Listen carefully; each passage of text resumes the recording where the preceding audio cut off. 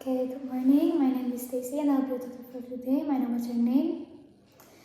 Okay, Mr. L, today we'll do a circumcision. Circumcision is the act of cutting or removing part or all of the foreskin covering your penis or prepuce, we call it, so that the glans penis is always open. This circumcision aims to ensure that when the penis is not erect, the entire glans penis is open. Okay, in this, so do I have your consent to do the procedure? Okay, can you please fill out the informed consent form? Okay, now you can just lie down on your back. Okay, I will do the 6-step hand washing first before doing the procedure. Please excuse me. Okay, next I will prepare the procedural preparation. I will prepare the PPE, which consists of the surgical cap, mask, and surgical gloves. Okay, next I will prepare the tools.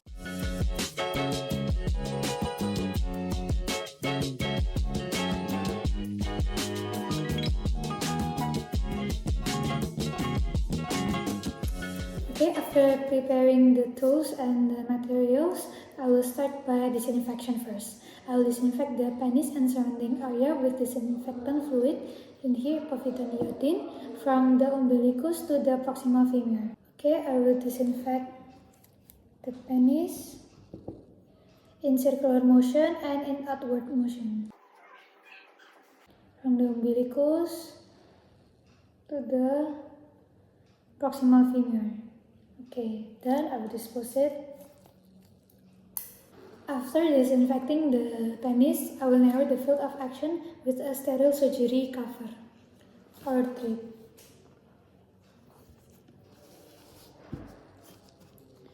Okay, next I will do the local anesthesia first. In here I have this syringe. I will apply the subcutaneous infiltration anesthesia or ring block starting from the penis base in a circle. Please excuse me, sir. You may feel uncomfortable. I will start the local anesthesia.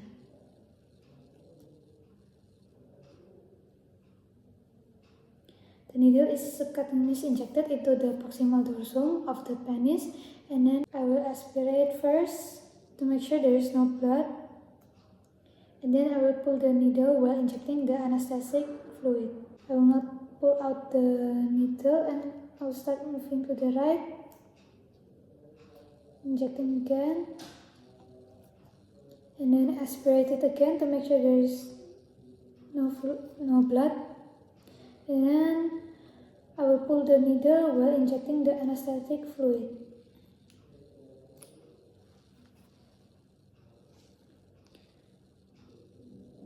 Okay, then I will repeat it again here. Aspirate it again to make sure there is no blood, and then I will pull the needle while injecting the anesthetic fluid. Okay, I will wait 3 until 5 minutes before confirming whether the local anesthetic is working.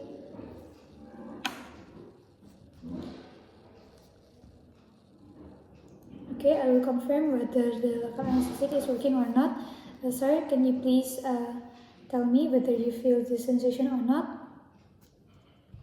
Okay, since we already confirming that the local anesthesia is working, I will start cleaning the adhesion with a clamp, if there is any adhesion.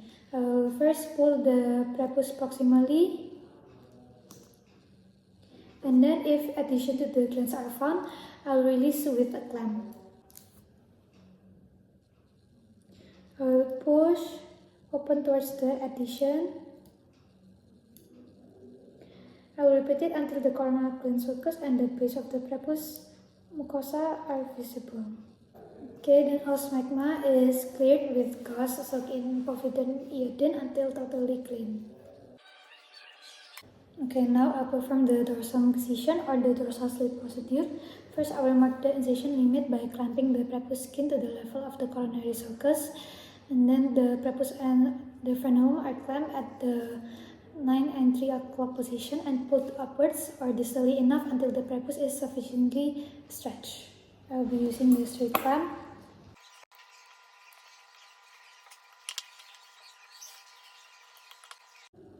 Okay, I will mark the incision. I'll be using the marker. Okay, next the prepuce is incised at the 12 o'clock position between two clamps to mark 0.5 until 1 centimeter from the coronary sulcus using the tissue scissor. Next, I will clamp the cut skin and mucosa with the curved artery forceps at the 11 and 1 o'clock. Next, I will continue circular resection of prepuce along the incision plan image until the prepuce skin is removed. However, the frenulum must not suffer any resection.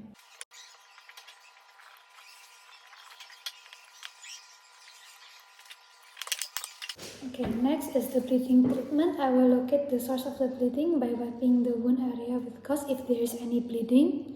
So after the resection of the prepuce, I will check whether there is a bleeding or not.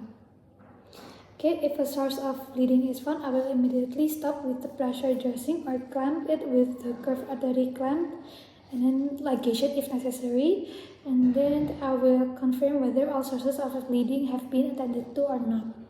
Okay, since there is no bleeding after the resection of the prepuce, I will continue the frenulum suture with mattress suture, which is I will be using the horizontal mattress suture. Okay, I will prepare the needle and the needle holder. Okay, I will start by the frenulum at the 6 o'clock. I will insert the needle from the skin slightly beside the rough penis and then continue in and out parallel to the remaining mucosa. And then I will reinsert the needle into the mucosa opposite the frenulum until the skin comes out again on the side parallel to the second puncture. And then I will tightly knot the suture ends at least 3 times.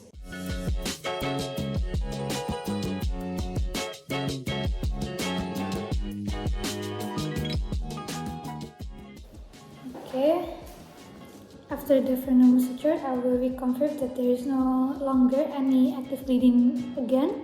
Okay, there is no bleeding. I will continue to knot the suture at the 12, 3 and 9 o'clock position with the horizontal mattress suture again.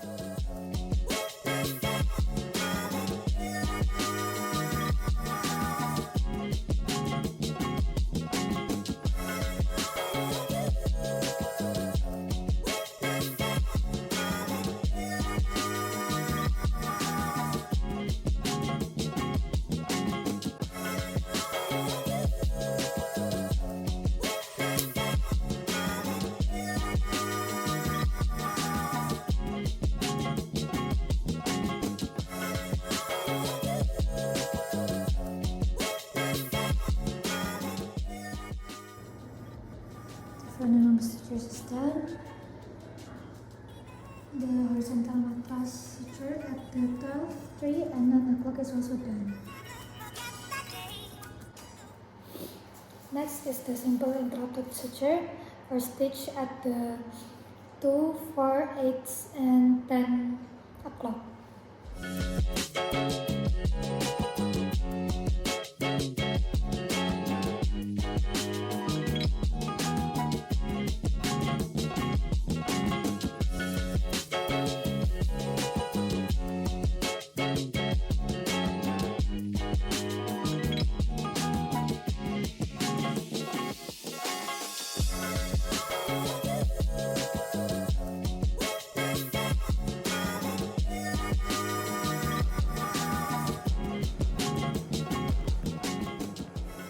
Okay, after suturing, I will apply betadine to the edges of the wound.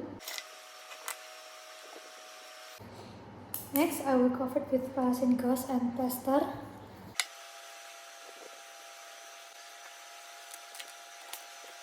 And make sure that the urethra opening is free and as much as possible and never exposed to urine. In conclusion, I will dispose the PPE in a medical waste bin. And then I will perform C-step and washing again.